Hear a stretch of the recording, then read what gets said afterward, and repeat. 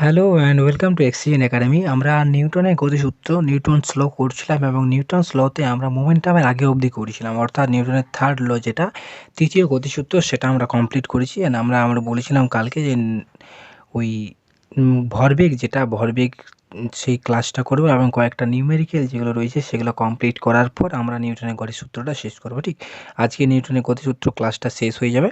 এরপর আমরা কার্যক্ষমতা শক্তি যেটা আছে সেটা শুরু করব এবং কার্যক্ষমতা শক্তি শুরু হয়ে গেলে কেসিএল যেটা আছে বা ওই যে কারেন্টের যেটা টপিকটা রয়েছে সেটা করব। ঠিক এরপর দেখো, কালকে তোমাদের যে ম্যাথগুলো, এই ম্যাথগুলো যেগুলো তোমাদেরকে এখন করাবো, যে দুটো ম্যাথ, সেগুলো আমি তোমাদেরকে টেলিগ্রাম চ্যানেলে টেলিগ্রাম চ্যানেলটা কি না, এক্সিজেন একাডেমি। নর্মালি এবার সার্চ মারবে এক্সিজেন একাডেমি, একটা মাত্র শুধুমাত্র একটাই চ্যানেল, হয়তো চ্যানেল পপ আপ হবে তোমাদের সামনে, সেই চ্যানেলটাতে গিয়ে তোমরা অ্যাড হয়ে যাও। কালকের ম্যাথ দেওয়া আছে দিয়ে, এবং আগের দিনেরও ম্যাথ দেওয়া আছে।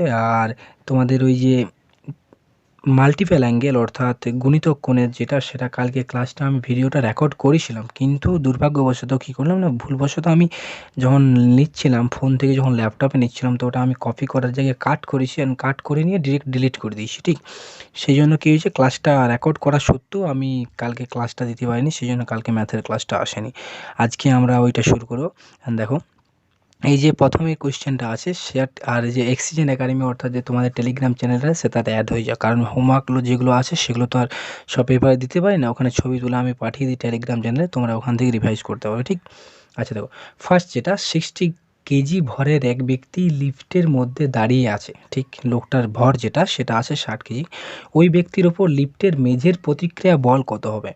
অর্থাৎ লিফটের মেঝে প্রতিক্রিয়া বল মানে তোমাদেরকে কি বলেছিলাম, ঊর্ধ্বমুখী যে বলটা কালকে তোমাদেরকে পড়িয়েছিলাম শক্তিমানের উদাহরণ দিয়ে। ঠিক যে লিফটটা যখন স্থির থাকবে, তোমাদের এই ম্যাথটা যেগুলো কালকে মানে দিয়েছি, কারো প্রবলেম হওয়ার কথা নয়, তার সত্ত্বেও যদি কারো প্রবলেম হয় তোমাদেরকে দেখিয়ে দিচ্ছি।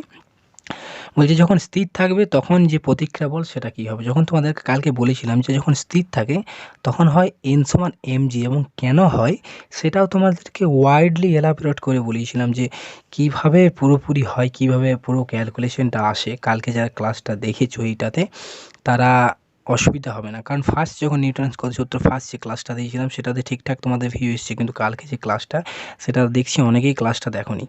আর কালকের ক্লাসটা না দেখলে আজকের ক্লাসটাও বুঝতে পারবে না। ঠিক কারণ নিউমেরিক্যাল তুমি যখন থিওরি না জানো, নিউমেরিক্যাল হয় না। আচ্ছা দেখো, এন সমান এমজি যখন স্থির থাকে, স্থির যখন থাকে তখন এন সমান এমজি হয়, এবং এন বলটা কি তোমাদেরকে লিফটে যখন করেছিলাম, এনটা অর্থাৎ ঊর্ধ্বমুখী বল, এবং নিম্নমুখী বলটার কি এন, নিম্নমুখী বলটা হয় এমজি।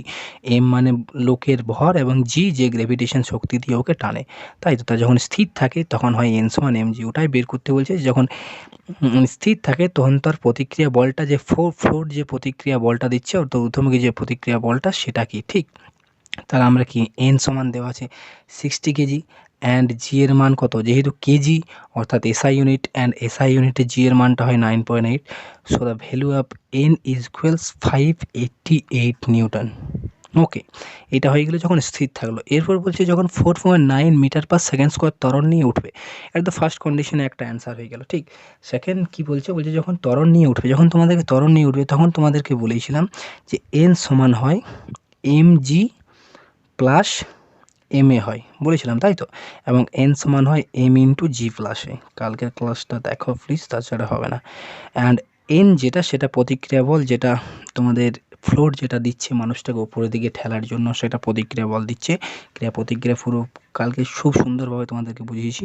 অ্যান্ড এম তাহলে কত, 60 কেজি যেটা রইল সেটাই। জি অর্থাৎ অভিকর্ষজ ত্বরণ, সেটা হয় 9.8, অ্যান্ড দ্য ভ্যালু অফ এ মানে অ্যাক্সিলারেশন, সেটা যখন উঠছে তখন যে অ্যাক্সিলারেশনটা কত, 4.9। অ্যাক্সিলারেশন সমান কী হয়, বেগের পরিবর্তন বাই সময়, সেই জন্যই তো হয়তো। তাহলে বেগের পরিবর্তন বাই সময় অর্থাৎ অ্যাক্সিলারেশন সমান 4.9, অর্থাৎ এন সমান হয়ে যাবে 882 নিউটন। তোমরা ক্যালকুলেশন করে দেখবে, এটা দেখবে 882 নিউটন হয়ে যাবে। অর্থাৎ যখন স্থির থাকছে তখন থাকছে যে প্রতিক্রিয়া বল দিচ্ছে ফ্লোরে, সেটা 588 নিউটন, অ্যান্ড যখন সমতরণে উঠছে, ওই এত অ্যাক্সেলারেশন নিয়ে উঠছে তখন এন সমান 882 নিউটন। ওকে, আর নেক্সট কোয়েশ্চেন যেটা তোমাদেরকে দিয়েছিলাম, 1 কেজি ভরের একটি বস্তুকে 10 মিটার পার সেকেন্ড স্কোয়ার অভিকর্ষজ ত্বরণের জন্য একটি স্প্রিং তোলা থেকে ঝোলানো আছে।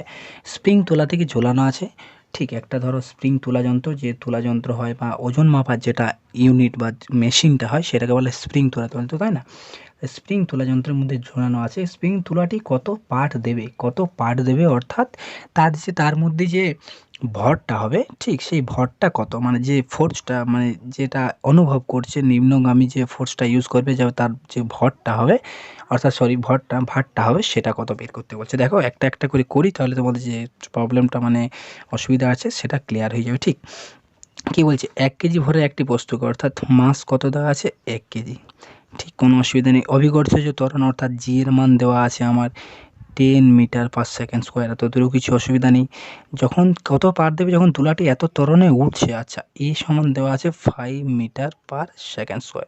দেখো ইউনিটগুলো সবগুলো সমান আছে, তাই তো সবগুলো এসআই ইউনিটে রয়েছে। ঠিক দেখো কি বলছে, এতদূর অবধি করলাম। এরপর বলছে স্প্রিং তুলাটি কত পার দেবে যখন তুলাটি 5 মিটার পার সেকেন্ড স্কোয়ার ত্বরণ নিয়ে নামছে অর্থাৎ যে এটাও যেহেতু নামছে, মানে আমি যে ওই লিফটের ক্ষেত্রে নামারটা এ ত্বরণে নামা, সেটা সূত্র আমি ইউজ করতে পারি। ঠিক এখানে স্প্রিং তুলা যন্ত্র বলেছে, তার মানে এই নয় যে আমি যে লিফটের যেটা সেটা ইউজ করতে পারবো না, আমি লিফটেরটা ইউজ করবো, কারণ লিফটেরটা ইউজ করলে এ সমত্বরণে নামছে, এ ত্বরণে নামছে, অর্থাৎ এন ইকুয়ালস এম ইন্টু জি মাইনাস এ, এটা আমরা জানি। এন যেটা ওর ঊর্ধ্বমুখী বল, এবং ঊর্ধ্বমুখী বলটা হয়ে যাবে এম সমান দেওয়া আছে 1, জি দেওয়া আছে 10, এটা দেওয়া আছে 5, অর্থাৎ এইটা আমার চলে আসছে, ঠিক এইটা আমার চলে আসছে 5 নিউটন যখন নিম্নগামী হচ্ছে, তখন যে ওটা যে যখন মাপছে ওজনটা, তখন যে বলটা দিচ্ছে উপর মুখে, সেইটা হয়ে গেল তোমার 5 নিউটন। যখন লিফটের মধ্যে যখন থাকতো, তখন লিফটের যে ভূমিটা যে বলটা দিত সেটা হয়তো 5 নিউটন, আর এখন যে ওজনটা রাখা আছে তার ফলে যে প্লেটটার মধ্যে রাখা আছে সেইটা তাকে উপরের দিকে ঠেলছে 5 নিউটন বল দিয়ে। এরপর বলছে আমাকে পার্টটা দিতে বলছে, মানে কত পার্ট পাচ্ছে।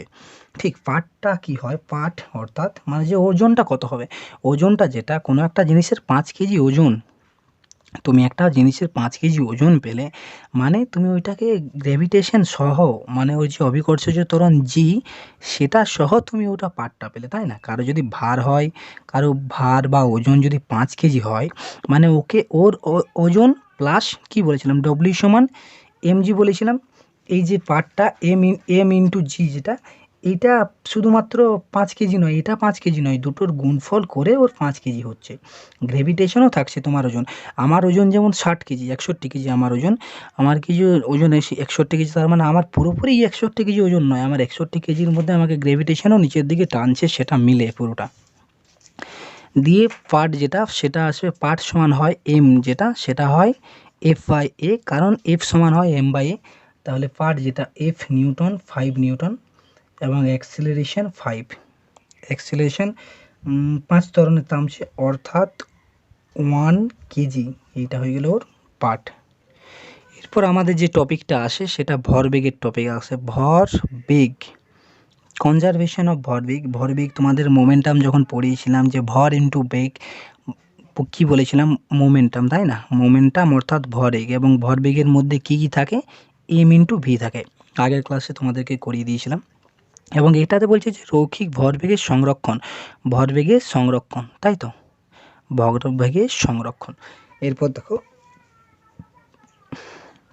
কোনো একটা বস্তুর যদি এম হয় এবং সেটা যদি গতিবেগ ভি পায়, তাহলে তার মোমেন্টাম হয় এম ভি, এবং সেটাকে আমরা পি দিয়ে ডিনোট করি। কোনো একটা যদি কোশ্চেন থাকে যে এম ভিকে বা মোমেন্টামকে কী দিয়ে ডিনোট করা হয়, তাহলে সেটা পি দিয়ে ডিনোট করা হয়। এরপর বলছে ভরবেগের সংরক্ষণ। একটা জিনিস মনে রাখবে, যে বলছে কোনো বস্তু, ধরো দুটো একটা বস্তু আছে, এই একটা বস্তু এবং এই একটা বস্তু, এই বস্তুটার আমি ভর ধরলাম m1, এবং এই বস্তুটার বস্তু ধরলাম আমি m2। এই দুটোর ভর, খুব সুন্দরভাবে কনসেপ্টটা বুঝবে, কারণ এই কনসেপ্ট থেকে অনেক ম্যাথ আসে ক্লাসের মধ্যে। ঠিক অনেক ম্যাথ আছে এই কনসেপ্টটা থেকে, অনেক ম্যাথ। এরপরে ম্যাথগুলো যেগুলো করিয়ে দেবো, সেটা এই টপিকটা না বুঝলে বুঝতে পারবে না। তাহলে প্রথম বস্তুটা যেটা, সেটার ভর m1, অ্যান্ড দ্য সেকেন্ড বস্তু সেটার ভর m2। এরপর এইটা অভিমুখে যে প্রারম্ভিক যে বেগটা, প্রারম্ভিক বেগ মানে ইনিশিয়াল যে ভেলোসিটি, এর ইনিশিয়াল ভেলোসিটি u1 মনে করো, এবং এর ইনিশিয়াল স্পিড বা স্পিডটা u2। ইনিশিয়াল মানে শুরুতে, প্রথমে প্রারম্ভিক যেটা, সেটা এর u2, ঠিক। এরপর ধরো এই দুটো ইউ বেগ নিয়ে যাচ্ছে, যেতে যেতে যেতে যেতে যেতে যেতে এই জায়গাতে এসে দুম অর্থাৎ ফুটে গেল, অর্থাৎ এইখানে গিয়ে ওটা ধাক্কা পেলো, দুটো বস্তু এখানে এসে ধাক্কা পেলো। ধাক্কা পাওয়ার ফলে আগের যে বেগটা ছিল সেটার তো একটু বেগের পরিবর্তন ঘটবেই। একটা লোক যদি সাইকেল নিয়ে এভাবে যায়, সাইকেল নিয়ে ও সাইকেল চালাচ্ছে অ্যান্ড একটা লোক সাইকেল চালাচ্ছে, ঠিক, এবং একটা লোক বাইকে করে আসছে, বাইক সাইকেল কিছু একটা দিয়ে যাচ্ছে, দুটো ব্যক্তি যাচ্ছে। এর কিছু একটা বেগ আছে যেটা আমি ধরি যদি 5 কিমি/ঘন্টা, এর যেটা সেটা আমি মনে করি 25 কিমি/ঘন্টা। এটা ওর ইনিশিয়াল বেগ নিয়ে এরা যাচ্ছে, কিন্তু যাওয়ার পর যখন ধাক্কা পাচ্ছে, ধাক্কা পাওয়ার মুহূর্তে পর একটা তো ওরা বেগ পায়, কেউ একটা দূরে ছিটকে চলে যায়, কেউ একটু সামনেই চলে যায়, অর্থাৎ কারো বেগ কমে যায়, কারো বেগ বেড়ে যায়। এই ক্ষেত্রে ভাবছি এর যে মানে শেষ স্পিডটা বা ফাইনাল স্পিডটা বা অন্তিম বেগটাকে আমি ধরছি v1 এবং এর অন্তিম বেগ ধরছি আমি v2। ঠিক, এর অন্তিম বেগ ধরলাম আমি v1 এবং এর অন্তিম বেগ ধরলাম আমি v2। এরপর দেখো কালকে তোমরা বলেছো যে অর্ণব হালদার ও বলেছে যে ক্লাসগুলো ঠিক আছে, কিন্তু হাত লেখাটা একটু সামান্য বড় বড় করতে। তা আমি বড় বড় করার চেষ্টা করছি, আমার ছোট থেকেই ছোট ছোট করে অভ্যাস, সেই জন্য একটু প্রবলেম হচ্ছে। ঠিক, তা অন্তিম বেগ v1 এবং অন্তিম বেগ v2। এরপর এরা যে কলেশন করছে, কলেশনের পরে অন্তিম বেগের v1 এবং অন্তিম বেগ v2। কিন্তু ভরবেগের সংরক্ষণ সূত্র কি বলে, যে কোনো একটা বস্তুর যে প্রারম্ভিক যে ভরবেগ সেটা তার মানে এরপর ওই কলেশনের পরেও তার যে শেষ যে ভরবেগটা সেটার সাথে পাল্টে না, অর্থাৎ ভরবেগটা একই থাকে, এটাকেই বলে ভরবেগের সংরক্ষণ সূত্র। অর্থাৎ যে কলেশনের আগে যে ধাক্কার আগে যেটা তোর ভরবেগ থাকে, ধাক্কার পরে যেটা ভরবেগ সেটাও এক থাকে। ঠিক, হয়তো এর যদি বেগটা যদি বেড়ে যায় তাহলে ভরবেগটা কী করে এক থাকবে, তখন হয়তো এর ওজনটা কমে যায়, বা এর যে ওজনটা যদি বেগটা যদি কমে যায় তাহলে কী করে বলবে যে এর ইয়েটা ভরটা কমে যায়। কম না, টোটাল জিনিসটা হচ্ছে যে এই দিকের যে ভরবেগ, টোটাল ভরবেগ এবং এই যে টোটাল ভরবেগ সেই দুটোর ক্ষেত্রে কিন্তু সমান থাকে। অর্থাৎ ধাক্কার আগের দিকের একটা যদি ধরি, এইটাকে যদি আমি মিডিল পয়েন্ট ধরি, ধাক্কার আগের একটা এবং ধাক্কার পরের যে ভরবেগ এই ভরবেগের সাথে সমান। তাহলে আমার যদি আগে ধরি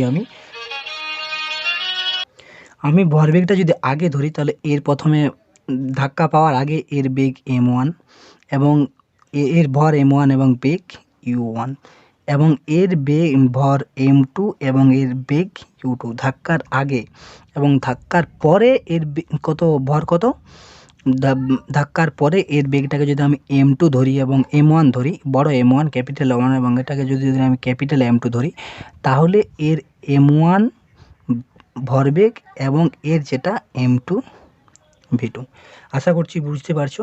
ঠিক, অর্থাৎ এর ধাক্কার আগে ভর m1 এবং ইনিশিয়াল বেগ ধাক্কার আগে বেগ u1, এর ধাক্কার আগে বেগ m1, ভর m2 এবং বেগ u2 ধাক্কার আগে, এবং ধাক্কার পরে এর ভর হয়ে গেল m1, বেগ হয়ে গেল v1 ক্যাপিটাল, এবং ধাক্কার পরে ভর হয়ে গেল ক্যাপিটাল m2 এবং বেগ ক্যাপিটাল v2। ঠিক, এরপর ভরবেগের যে সংরক্ষণ, অর্থাৎ যে এটা ধাক্কার আগে যে ভরবেগটা, টোটাল যে ভরবেগটা দুটো বস্তু মিলে, এবং ধাক্কার পরে যে ভরবেগটা সমান থাকে। বুঝতে পারলে, এতদূর বুঝতে পারলে যে m1 u1 plus m2 u2।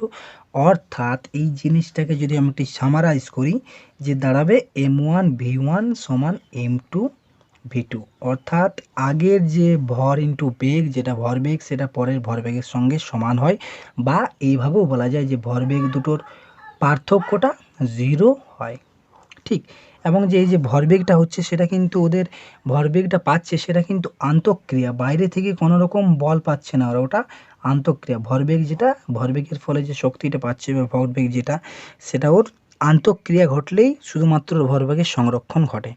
ঠিক আছে, বুঝতে পেরেছো, কোনো অসুবিধা নেই। আর তোমাদেরকে তো বললাম যে ভরবেগ এমটাকে তাহলে p1 সমান p2 করতে পারি, কেন, কারণ p দিয়ে ডিনোট করা হয় ভরবেগটাকে। ঠিক আছে, তো জিনিসটা দাঁড়ালো যে এর যদি ধাক্কার আগে যদি এর ভর হয় ছোট m1 এবং বেগ হয় ছোট u1, এর যদি হয় ছোট m2 এবং ছোট u2, ধাক্কার পরে এর যদি ভর হয়ে যায় বড় m1 এবং বেগ হয়ে যায় বড় m2 v2 v1, এবং যদি এর ধাক্কার পরে ভর হয়ে যায় বড় m2 এবং বেগ হয়ে যায় বড় v2, তাহলে ভরবেগের সংক্রান্ত সূত্র এইভাবে থাকে। দেখো এটা থেকে একটা ম্যাথ করে দিই, তাহলে তোমাদের জিনিসটা বুঝতে অসুবিধা হবে না। কি বলছে দেখো, 4 কেজি ভর বিশিষ্ট একটি বন্দুক থেকে 500 মিটার পার সেকেন্ড বেগে 6 গ্রাম ভরের গুলি ছুটলে বন্দুকটির প্রতিক্ষেপ বেগ কত? এই ধরনের যখন কোশ্চেন আসবে তখন তোমাদের মাথায় একটা জিনিস খাটানো দরকার যে এরকম ভরবেগের সংরক্ষণ সূত্রের ক্ষেত্রে এরকম কিন্তু হবে, ঠিক।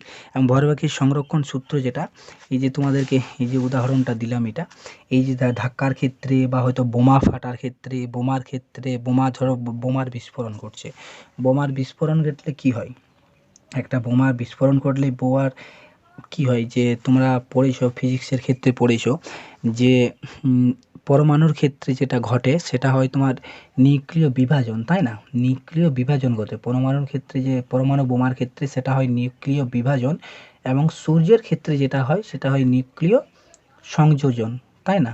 অর্থাৎ সূর্যের ক্ষেত্রে ফিউশন এবং নিউক্লিয় মানে পরমাণু বোমার ক্ষেত্রে ফিশন, অর্থাৎ ফেটে যায়, আর ফেটে গেলে আলাদা আলাদা ভরবেগের বস্তুতে তৈরি হয়। এবং সবগুলোর যে ভরবেগটা হয়, এটার যদি আমি m1 ধরি, এর m2 ধরি, এর m3 ধরি, এর যদি আমি m4 ধরি, এর m5 ধরি, ধরো এটা বুঝিয়ে দিচ্ছি, এই যে চারটা যদি হয় এবং এরা যদি প্রত্যেকে একটা করে বেগ পায়, m1 এর v1, এর v2, এর v3, এর v4, এর যদি v5, এবার যদি প্রত্যেকে পায়, তাহলে কি হয়ে যাবে যে m1 v1 plus m2 v2 plus m3 v3 plus m4 v4, যত ভাগেই ভাঙুক না কেন তার যে টোটালটা হবে সেটাতে প্রারম্ভিক যেটা ভরবেগ সেটার সাথে সমান হবে। বোমা ফাটার ক্ষেত্রেও যেটা হয় সেটাও ঠিক। আচ্ছা ম্যাথটা দেখো, বলছে 4 কেজি ভর বিশিষ্ট একটি বন্দুক থেকে 500 মিটার পার সেকেন্ড বেগে 6 গ্রাম ভরের গুলি ছুড়লে বন্দুকটির প্রতিক্ষেপ বেগ কত? আচ্ছা, বন্দুকটা রয়েছে, মনে করে এইভাবে বন্দুকটা থেকে গুলিটা বেরোবে, বন্দুকটা থেকে গুলিটা বেরোনোর আগে এইটা মনে করে বন্দুকটা, ঠিক, এইটা ওর ট্রিগারটা, এটা দিয়ে বেরোবে এবং এইটাকে বলে হ্যামার, অর্থাৎ যেটা দিয়ে ধাক্কা মারে, ঠিক। এরপর যে এইটাকে বলে ম্যাগাজিন, ম্যাগাজিনের মধ্যে গুলি থাকে।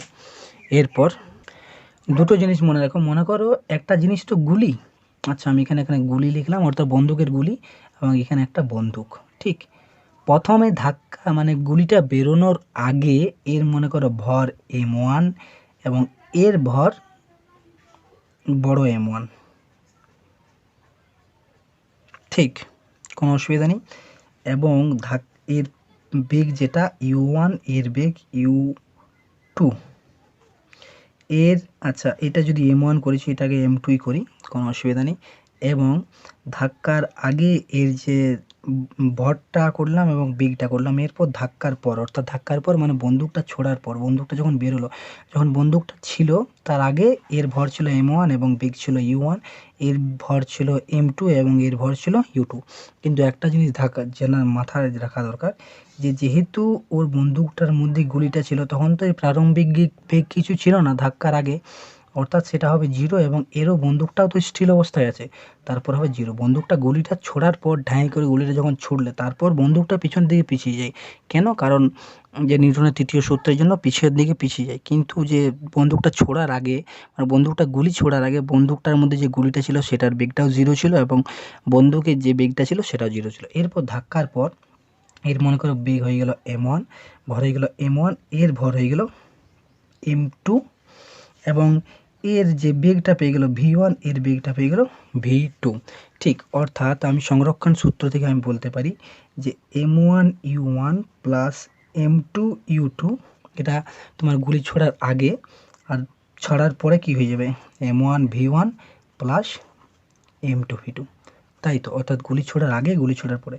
কিন্তু একটা জিনিস মাথায় রাখা জিনিস, এর ভর কিছু ছিল, বন্দুকের গুলিরও কিছু ভর ছিল, কিন্তু বেগ যেহেতু 0 ছিল তাহলে এটা 0 প্লাস 0 হয়ে যাবে, যেহেতু বেগটা 0 সেই জন্য 0 হয়ে যাবে। এবং এর ক্ষেত্রে বন্দুকের বন্দুকের ক্ষেত্রে ক্যাপিটাল, আমি গুলির ক্ষেত্রে ক্যাপিটাল M1 ধরেছি এবং গুলির ওজন কত বলেছে 6 গ্রাম, 6 গ্রাম। কিন্তু দেখো এখানে 4 কেজি আছে, এখন 500 মিটার আছে, তাহলে গ্রামটাকে আমি যদি কেজি করে নিতে যাই অর্থাৎ 6/1000 কেজি। ঠিক, কোনো অসুবিধা নেই এত দূর অবধি বুঝতে পারলে, ঠিক আছে। এরপর দেখো তাহলে গুলির ক্ষেত্রে ওর ভর কত 6/1000 কেজি ইন্টু এর বেগ কত, বেগটা কত পেলো, গুলি কত বেগ পেলো 500 meter per second, 500 meter per second এইটা ওর বেগ পেলো অর্থাৎ 500। প্লাস বন্দুকের ক্ষেত্রে বন্দুকের ভর কত, বন্দুকের ভর 4 কেজি এবং বন্দুকের বেগ কত সেটা আমাকে বের করতে হবে। কেন বলছি, কারণ বন্দুকটির প্রতিক্ষেপ বেগ কত, প্রতিক্ষেপ বেগ মানে কত বেগে ও পিছন থেকে পিছিয়ে এলো, কত বেগে বন্দুকটা পিছন থেকে পিছিয়ে এলো সেইটা আমাকে বের করতে হবে। ঠিক, তাহলে এইটা যদি আমি ক্যালকুলেশন করি, এটা তো 0, তাহলে এটা 1000 দিয়ে 500 অর্থাৎ 6/2 অর্থাৎ 3 হয়ে যাচ্ছে, অর্থাৎ 4v2 সমান হয়ে যাচ্ছে -3, v2 সমান হচ্ছে -3/4 এবং সেটা হয়ে যাবে 0.75 মাইনাস মিটার পার সেকেন্ড। এইটা মাইনাসটা কেন হলো, কারণ বন্দুক, মাইনাসটা কেন আসলো কারণ বন্দুক আর গুলি বিপরীতমুখী।